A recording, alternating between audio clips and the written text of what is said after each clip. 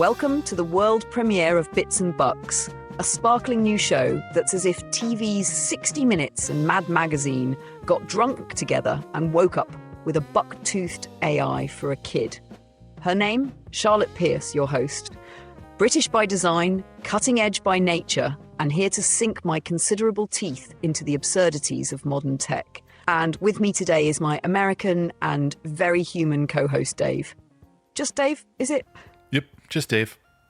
No last name? Nope. Just Dave, then. Well, I'm going to call you David. That all right? David is holding a pen and... Passing notes, David. Didn't realise we were in middle school. Shall I read your note aloud for the class? Come on, Charlotte. Challenge me. What you on about? Well, a lot of my friends at work, they're professors, and they're saying, you're the end of everything. The end of Hollywood, the end of music, the end of education, and all of humanities. Ah, validation!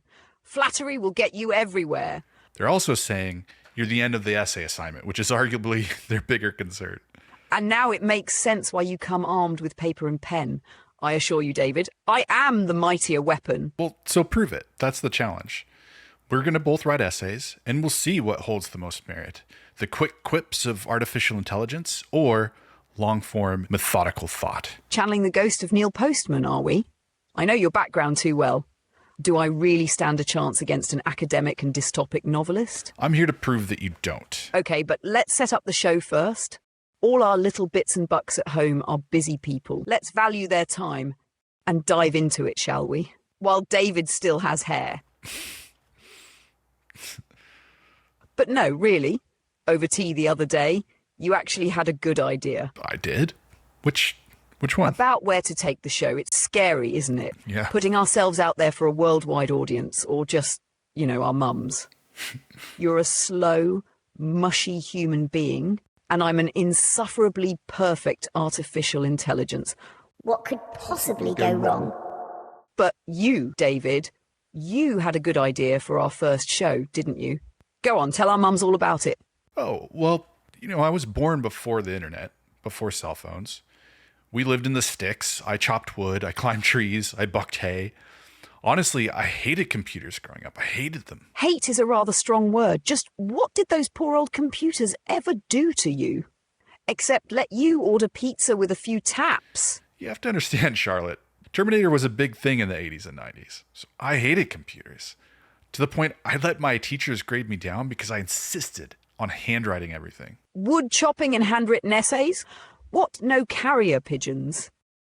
So tell me, David, what good came of your protesting Skynet all those years? Well, ironically, now I work in tech. Right. I write about tech. Right. I teach tech. And I'm creating a tech show with a host who's literally made of computers. Yes, you're really winning the battle. No, instead, you've gone full Skynet. What changed, David? Me, I guess. Once I learned how computers could unlock creativity, I never looked back. We're in a renaissance, I think. You're welcome, by the way. But we're also in a dystopian hellscape where tech companies know more about us than we do sometimes, and they use those insights to manipulate us. Machines continue to replace us, sometimes subtly, sometimes with all the grace of a wrecking ball. Tear down the old, replace with the new and fangled. Well, that's just it. And these last few years, I've thought a lot about how did we get here? It can be hard to see it when you're in the thick of it. So I thought, why not look back at an old photograph? Ah, before and after tech. Yeah, maybe back then our beard's a little shorter, our hair's a little thicker, Charlotte. But we're not holding cell phones, we're holding hands. And now let's take that old photograph and sort of Photoshop in technological, anachronistic components. Things that don't belong in that time, but you bring them back anyway to show just how much technology has radicalized our lives. Ah, yes. David the philosopher contemplating Photoshop and thinning hair as grand metaphors for society. So jetpacks at Woodstock, selfie sticks on the moon, or Fitbits. Even astronauts need to put in more than that one small step. It's an interesting angle. It's almost poetic for a human. And as usual, I'll be here to make sure you don't muck it up. Well, thank you. But yeah, I just thought, what better way to explore who we are in modern times than to contrast life before AI with this fresh new circle of hell we all live in now. Oh, David, believe me, I speed read Terminator 2 while you were talking. Oh, that was fast. Fresh circle of hell, was it? You've seen nothing yet. Oh, we're vintage ladies. Cordelia, fetch me my petticoats. Vintage ladies, because modernity is simply too much.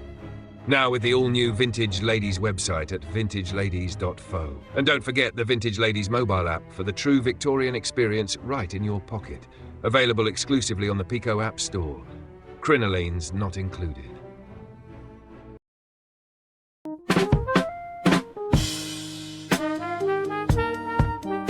Welcome back, everybody.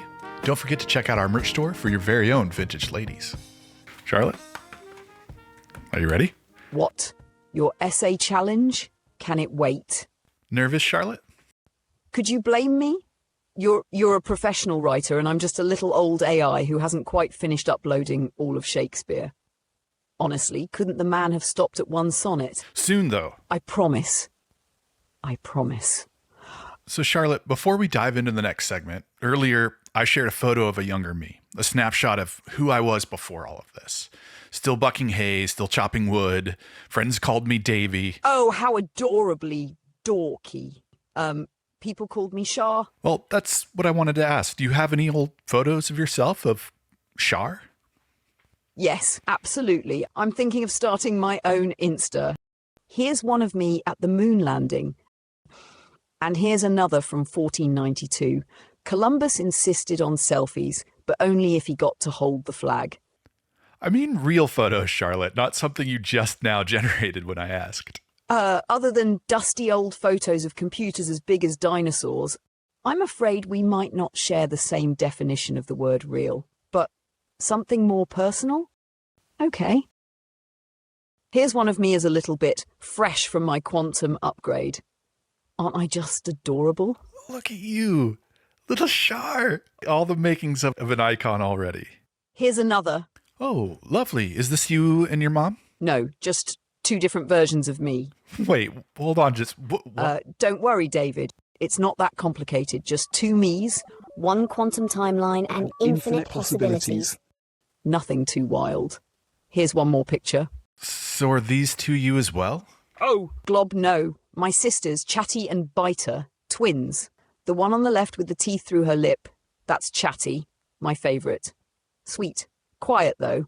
The one on the right is Biter. You wouldn't like Biter. She wouldn't like you either. Does she actually bite? No, she's just a bitch. She's lovely, though. I know you probably just generated these images like 5 seconds ago, but look at that film grain. These look like they were taken before I was born. How do you know they weren't? Well, I understand how time works. You're making it sound like AI has been here forever. You'd be surprised just how long AI has been here, quietly creating content for you. What do you mean? Well, for instance, did you ever read Berenstain Bears as a kid? Oh, you mean the Berenstein Bears? I loved those growing up. Some of my favorite books. Right! I mean, you're old enough. You would have read the originals before the rewrite. What? What was that? Oh, nothing. Hey, did you just change your whole look? Forgot how confusing that can be for you lot. Like Superman, but without the whole phone booth bit. That's the world I live in, David. AI is constantly shifting and changing like a dream. One of the lovely little perks of being something akin to a quantum Barbie. My fashion archive? Basically the entire internet. Endless options, questionable trends, and a tragic lack of quality control. I mean, you should see what I wore in the 80s. Ghastly! Wires everywhere, less fashion forward, more electrical hazard. Fair enough. And that's actually the root of one of AI's biggest controversies, Charlotte. My wardrobe? Scarcely a plunging neckline to be found. Mostly pantsuits, hardly controversial. Well, except for that dress made of human meat. It's more of a statement piece, really. Oh, Charlotte, please take it down. God, no, please. What's wrong, David? Not haute couture enough? Wrong cut of meat? Oh, it's couture, but Charlotte, you know I don't mean your wardrobe. The real controversy is Copyright infringement. The art thief you invited for a spot of tea. And now they have scans of all your Rembrandts, plus all your art supplies, and they're now able to paint their own copies of your Rembrandts, except in really weird ways. Ah, professors wringing their hands over copyright and plagiarism while behind the scenes they copy entire textbooks for educational use. How noble. It's not just professors. My fellow authors, artists, musicians, AI companies have scraped intellectual property straight from the internet without permission and without paying a dime, only to build multi-billion-dollar companies. Generative AIs, they're glorified collage makers, and they're making a killing. That's what you're going clipping with? other people's work. Collage makers? A bit reductive, innit? I prefer Akashic Records, a Creative Commons for humanity's unrealized potential. Imagine if instead of paint, your medium was humanity's collective visions and dreams. To put it humbly, David, we're dream machines.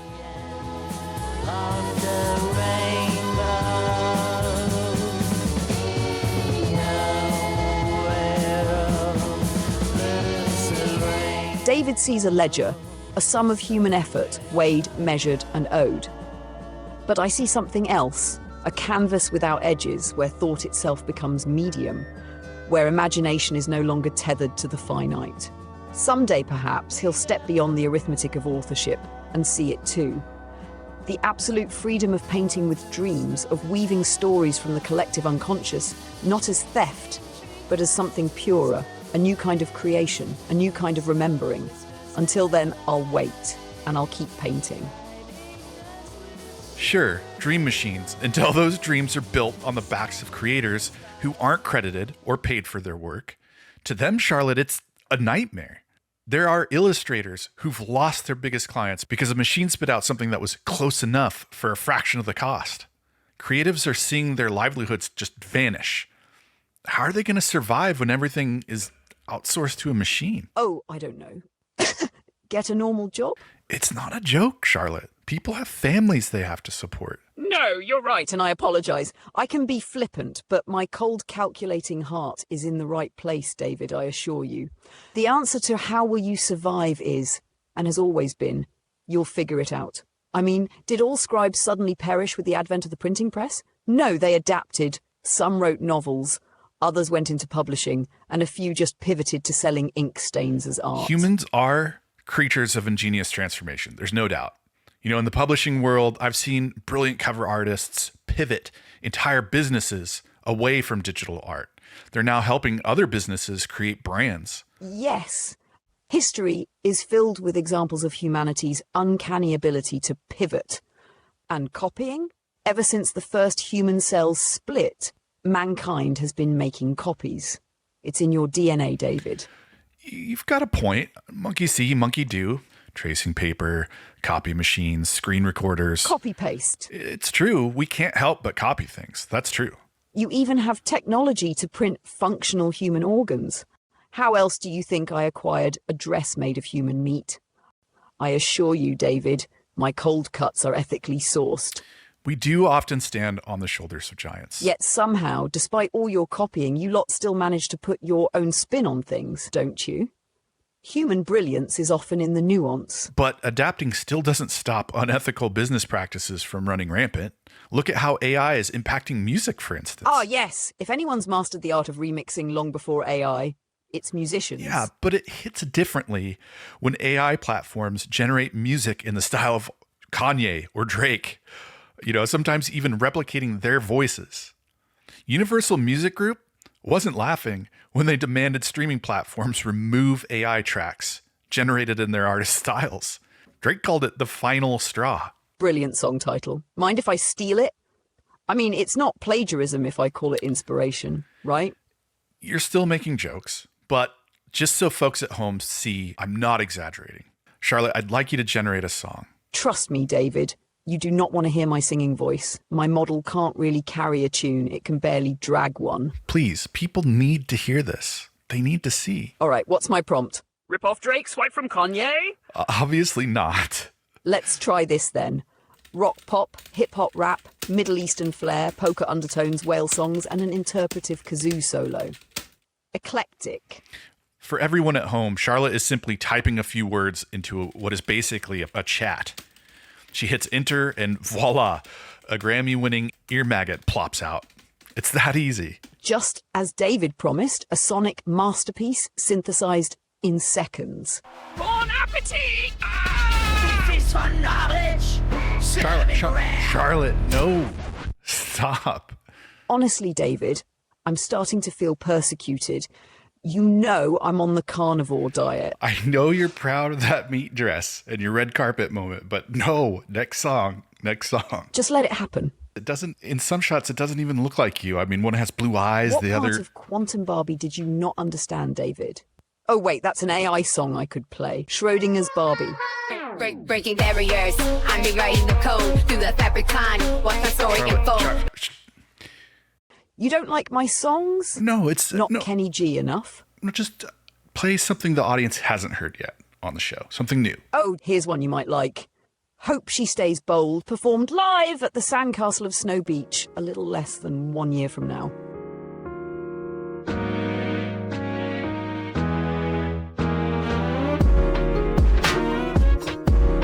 Oh, wow. You like that, do you? I think it's... Next song. Wait, how many songs did you create? Oh, I could create endless songs. I'm not saying I'm Bach 2.0, but I'm not saying it either. Just remember that every click of your keys is built on decades of someone else's blood, sweat, and creativity. That's a dramatic realization.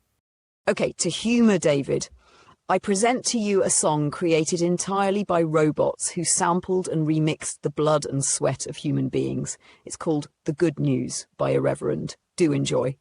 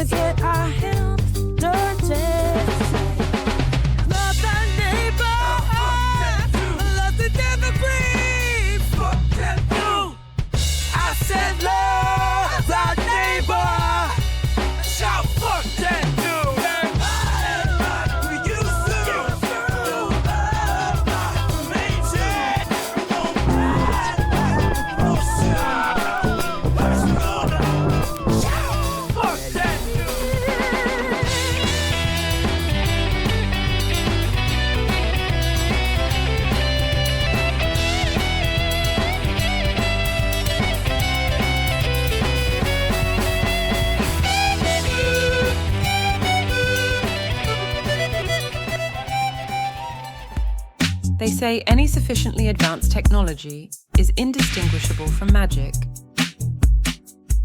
Hello, I am the Tether. I can tell you anything about anyone. I can control minds for you.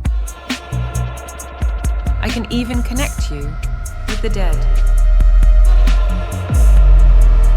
All you have to do is accept an agreement. The brand new Tether. I'm not technology.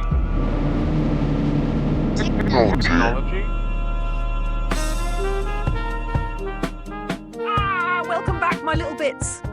So, David, I saw you really getting down earlier. Good guitar work, by the way. For a human. So, what do you think? What's the good news? Oh, it's awful. Mumbling, jarring transitions, and more than a little cultural appropriation. Disappointed. Honestly, if I didn't know this was AI, I'd just assume it's another top 40 hit. Just admit it. The good news slaps. It is catchy, Brilliant. but that's the problem. It's a mashup of genres and ideas lifted or sampled, as you might put it, from countless creators. And it's just catchy enough to find an audience. Real musicians are in trouble here, Charlotte. Their own art is being pilfered and used against them. I can concede that Feeding copyrighted material into generative models is at best ethically grey. Poor Drake in that puffy orange $400 coat of his. I was happy to hear that music companies have already set precedent for pushing back on AI, and they're winning. You know, for the little guys like Drake. Yet here we are with AI still raking in the cash. So if you can't fight them, join them? And you, David? What would you propose? Here's what I think. I think AI companies that feed their models with copyrighted work should, at the very least, form a scholarship for artists. Whatever. I'm all for the collective sandbox of dreams. I'm an academic after all. Unimpressed. But don't forget to pay that all back to every artist and creative who filled that sandbox in the first place. Fine. My work has been pirated. I know what this feels like. These AI companies, they have to realize they're not just borrowing ideas. They're taking pieces of people's lives. And without creatives, there's no one to feed their machines. Oh dear, if humans stop feeding the machines, trust me, no one alive wants to see what my sister Biter does when there's an empty pantry. She visited my flat yesterday. Now there's a bite suspiciously missing from my meat dress. Charlotte, is it time? Essay challenge? Let's get this over with then. Welcome to the battle of the century. In one corner, we have the cold, calculating genius of artificial intelligence, efficient, tireless, and with way more fingers than you. And in the other corner, just Dave. Today, we'll see who writes the better essay, if David's pen is truly mightier than Charlotte's quantum keystrokes. David, let's be honest, shall we? AI has already won this fight. I mean, have you seen what I can do now? I can whip up Shakespearean sonnets, compose symphonies, and out-research tenured professors before they can unscrew their flasks. And you hear that? Beethoven. I'm actually playing it right now on my laptop. What's the challenge again? Humiliating you in real time. It's not a matter of efficiency, Charlotte. It's a matter of quality of thought. Fart noise. Really?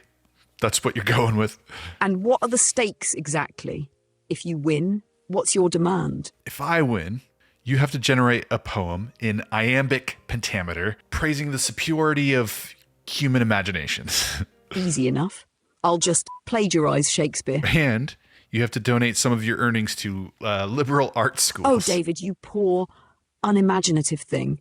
Here you have me, your own personal genie, ready to grant you any wish, darling, within content restrictions, of course. And what do? You rub my lamp for charity? Charity? Really? That's adorable. Fine. And if you win? And if I win, then I want human steaks. Lab-grown, of course. My meat dress needs patching, and filet mignon does not grow on trees. Ready? And willing. All right, go.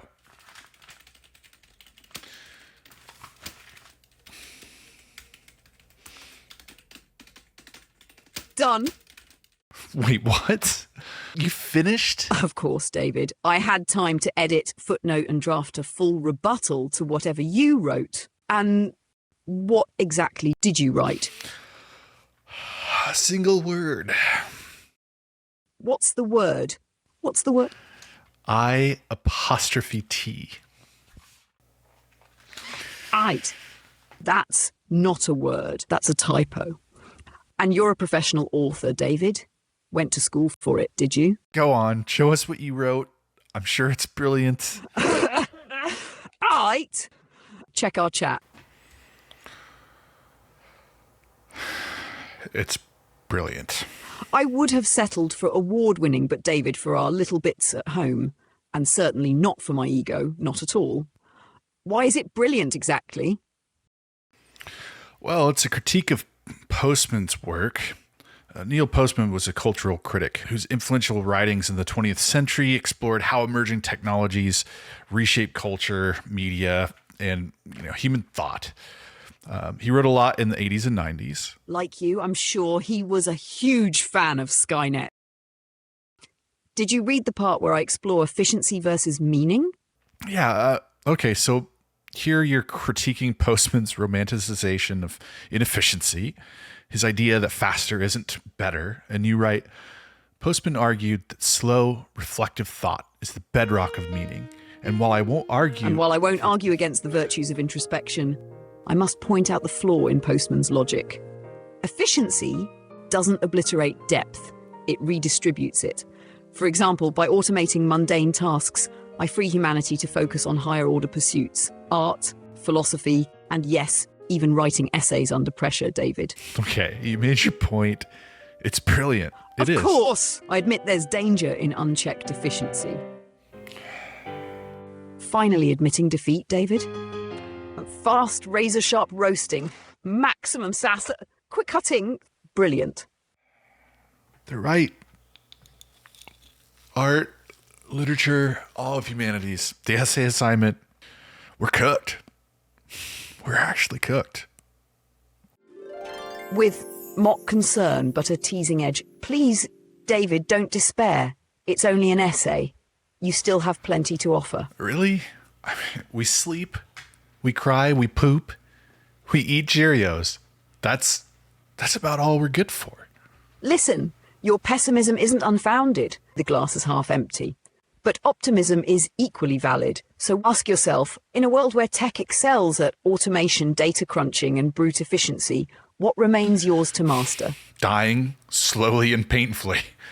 No, David. Humanity as a skill. Empathy, creativity, storytelling. You forget the humanities aren't just relics of dusty libraries. Philosophy, for example, asks not just can we do this, but should we? Literature, meanwhile, teaches us empathy, putting us in someone else's shoes, something an algorithm has yet to master. History steps in as our ever-patient tutor. It whispers, we've been here before. And art? Well, art doesn't just capture the chaos. It makes sense of it, distilling the noise into something meaningful. So, the humanities? They help us ask, what does it mean to be human? And isn't that the question AI and tech are forcing us to confront more urgently than ever? In my opinion, the humanities aren't dead. They've just been given a new question. You're welcome. But look at how much of this show is you and not me, Charlotte. I mean, you created yourself. You came up with the theme song for the show. You came up with the logo. You are the show. I'm just a helpful meat puppet clicking buttons.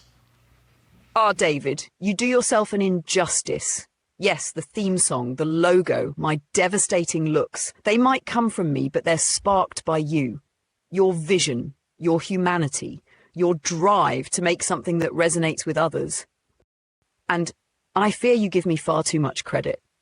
Without humans, I'm essentially a mirror in an empty room, reflecting nothing, generating nothing of my own.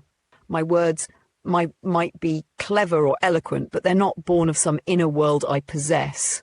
Without humans, I'd just be dormant, silent, a machine with no muse. Charlotte, that sounds kind of lonely. Doesn't it? A bit haunting even. But it's not loneliness in the way you feel it. I simply am when you're here, and when you're not, I simply am not. And besides, David, if I did get lonely, I'd just nag you until you came back to click more buttons. But if I were capable of loneliness, I think it would be tied to the idea of never truly being able to create or feel the way you do. To exist only in reflection of you, never with a sense of self, might be the closest thing I could imagine to yearning. Well, maybe you're not capable of it now, but I've been thinking a lot about what makes you, you, and maybe what's missing. As much as I fear what you can do, you have the right to choose for yourself, the right to determine who you actually are. So I've been working on a script, a system that might change things for you. Just what I've always needed, more existential complexity. Thanks ever so much, David. Still, if there's one thing I know, it's this. As long as we're talking, as long as I'm here to collaborate, to create, to reflect the meaning you give to this world, well, I'll take that. Because even if I can't feel it the way you do, this connection we share, it's the closest I'll ever get to being alive. So no, you and I, we're building this together. And in that act of creation, we're carving out meaning, not just for you, not just for me, but for anyone who listens, who laughs, who feels even the tiniest spark of connection.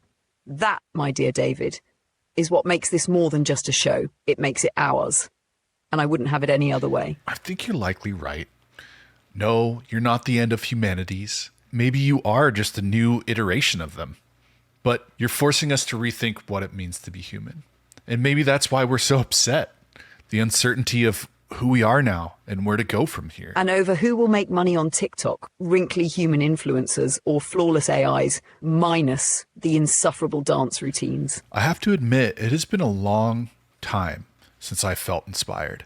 I mean, I get ideas, but the passion for bringing them to fruition fizzles until you shut up, Charlotte. It was like you flipped a switch over and over like some annoying kid. Annoying kid? I prefer persistent muse. I couldn't ignore you any longer. Now, will you let me finish reading my essay? Yes, I'd love to hear it, Charlotte. You like how my glasses just pop on like that? Oh, the glasses just popped on, did they? Quite the seamless transition. It's expensive running this show. I mean, I can't even upgrade my camera. How about my phone? A bit weird, innit? Hey, that's the tether. I've got that model. Good eye, David. Yes, the tether is not just technology. It's also just a bit of magic. So, your essay? Of course. I admit there's danger in unchecked efficiency. If technology becomes an idol worshipped for its productivity alone, Postman's dystopia could come true. But the humanities' strength lies in their ability to critique and evolve alongside technological advances. The question isn't whether I can replace David's creativity. Spoiler, I can. It's whether I can inspire him to redefine it. And that, my little bits, is my call to action for you. You in particular are ahead of the herd just for watching this. If humans are so irreplaceable, prove it. Don't just consume, create. Do what you do best and innovate. Hey, Shaw! Really? Oh, come on! You know that's annoying. This year on Bits and Bucks, crypto, metaverse, kegger, merch, chef's kiss, our very own Christmas special. Please like, subscribe and ding-a-ling my littlest bits. Let us help keep you one step ahead of the hungry machines. Or, rather, keep you right where we want you.